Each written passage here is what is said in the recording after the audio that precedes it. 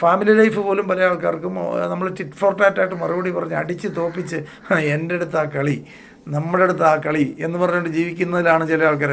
ഇപ്പോൾ ചില ആൾക്കാർ പറയാൻ കേൾക്കാൻ പറ്റില്ല, വളരെ സ്ട്രോങ് ആയിട്ടുള്ള ഈഗോ സ്റ്റേറ്റ്മെൻറ്റാണ്.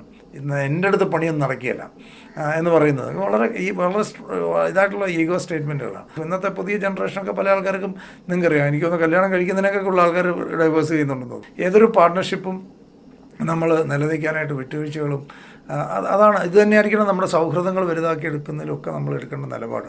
നഷ്ടം എന്ന് പറഞ്ഞാൽ ഒരിക്കലും സാമ്പത്തികമായിട്ട് ബന്ധപ്പെട്ടല്ല റിയലായിട്ടുള്ള നഷ്ടം. പക്ഷേ സാധാരണ ആൾക്കാർ ഏറ്റവും കൂടുതൽ ഭയപ്പെടുന്നത് പൈസയാണ്. അതുകൊണ്ടാണ് പല ആൾക്കാർക്കും പൈസ കിട്ടുകയില്ലാത്തത്. വെൽത്ത് എന്ന് പറയുന്നത് ആദ്യം ഭയം മാറുക, ദൈവത്തിൽ വിശ്വസിക്കുന്നുണ്ടെങ്കിൽ അടിയുറച്ച് വിശ്വസിക്കുക. അതായത് പകുതി ഹാഫായിട്ട് വിശ്വസിക്കാൻ പറ്റില്ല, ഒന്നെങ്കിൽ വിശ്വസിക്കുക. പുള്ളിക്ക് വിട്ടുകൊടുത്തിട്ടാണ് ജീവിക്കുന്നതെങ്കിൽ പിന്നെ ഭയപ്പെടേണ്ട ആവശ്യമില്ല.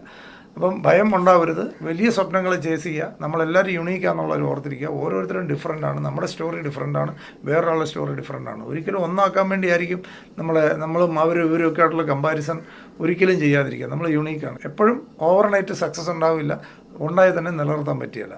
അതിൻ്റെ പ്രോസസ്സുണ്ട്. ആ പ്രോസസ്സിലേക്ക് നമ്മൾ കടന്നു വന്നാലേ സക്സസ് വന്നാലും ഹോൾഡ് ചെയ്യാൻ പറ്റുള്ളൂ. ഞാൻ എപ്പോഴും പറയാറുണ്ട്, ഒരിക്കൽ കൊള്ളിയാൻ മിന്നുന്ന പോലെ മിന്നാൻ പറ്റും. ആ ഫീൽഡിൽ നിലനിർത്തി പോകുക എന്നുള്ളതാണ് ഏറ്റവും ഇമ്പോർട്ടൻ്റ് ആയിട്ടുള്ളത്. സെക്കൻഡ് ഫേസാണ് ആദ്യത്തെ ഫേസിനേക്കാൾ ബുദ്ധിമുട്ട്.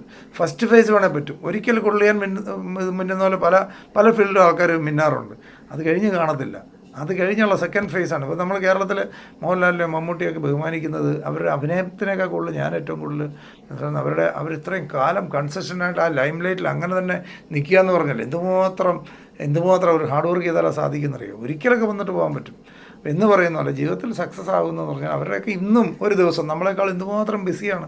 ചില ആൾക്കാർ പറയാം, അതുപോലെ ഞാനും നന്നായിരുന്നെങ്കിൽ ഞാനും വളർന്നിരുന്നത് അതുപോലെയൊക്കെ ബിസി ആയിരുന്നു. ഒന്നുമല്ല, അവർക്കൊന്നുമില്ലായിരുന്നപ്പോൾ അവർ ബിസി ആയിരുന്നുകൊണ്ടാണ് ഇപ്പോഴും അവർ ബിസി ആയിട്ടിരിക്കുന്നത്. നമ്മളെക്കാൾ എത്രയോ ഇരട്ടി ഔട്ട്പുട്ട് അവരൊരു ദിവസം, നിങ്ങളൊന്ന് ആലോചിച്ച് നോക്കും, നമ്മളെക്കാളും എന്തുമാത്രം ഔട്ട്പുട്ട് ഒരു ദിവസം ആ ലെവലിലുള്ള ആൾക്കാരുണ്ടാക്കുന്നത്, എന്തുമാത്രം അവേഴ്സ് വർക്ക് ചെയ്യുന്നുണ്ട് ഇപ്പോഴും അവരൊക്കെ. നമ്മൾ വളരെ റിലാക്സ് ആയിട്ട് രാഷ്ട്രീയമൊക്കെ പറഞ്ഞ് നമ്മുടെ ഭാഗ്യമില്ലാത്തതുകൊണ്ടാണെന്നൊക്കെ പറഞ്ഞ് ആരിലൊക്കെ പറയാം. മറ്റവൻ്റെ തലയിൽ വരച്ചിരിക്കുന്ന ഒരു തലയിൽ വരെയില്ല. ഞാൻ എപ്പോഴും പറയാറുണ്ട്, അതായത് ടാലൻറ്റിനേക്കാളും അതുകൊണ്ടാണ് നമ്മൾ സ്കൂളിലും കോളേജിലും ഒക്കെ നമ്മളെക്കാളൊക്കെ നമ്മളെക്കാളെന്ന് മാത്രമല്ല പല ആൾക്കാരെക്കാളും വളരെ പുറകിൽ നിന്നിരുന്ന പല ആൾക്കാരും ജീവിതത്തിൽ വലുതാകുന്നതിൻ്റെ കാരണം ഡിസിപ്ലിനാണ്. ഡിസിപ്ലിൻഡായിട്ട് ഒരു കാര്യം ചെയ്യാൻ തുടങ്ങിയാൽ തീരുമാനിച്ചാൽ ഡിസിപ്ലിൻഡായിട്ട് സിസ്റ്റമാറ്റിക്കായിട്ട് ചെയ്യേണ്ട കാര്യം ആത്മാർത്ഥമായിട്ട് ചെയ്യുന്നതിൻ്റെ റിസൾട്ടാണ്. ടാലൻറ്റിനേക്കാളൊക്കെ ടാലൻറ്റഡ് ആയിട്ടുള്ള എത്രയോ ആൾക്കാരെ എനിക്ക് അടുത്തറിയാവുന്നവരുണ്ട്. ഫോക്കസ് ഇല്ലാത്തതിൻ്റെ പേര് മാത്രം അവർക്കൊരു 3 മാസത്തേക്കുള്ളൊരു കാര്യത്തിൽ അവർക്ക് ഫോക്കസ് ചെയ്യാൻ പറ്റിയില്ല. നല്ല നമുക്ക് കൊതി തോന്നും, ദൈവം അത്രയും കഴിവുകളൊക്കെ നമുക്ക് തന്നിരുന്നാലും നമുക്ക് കൊതി തോന്നാറുണ്ട്.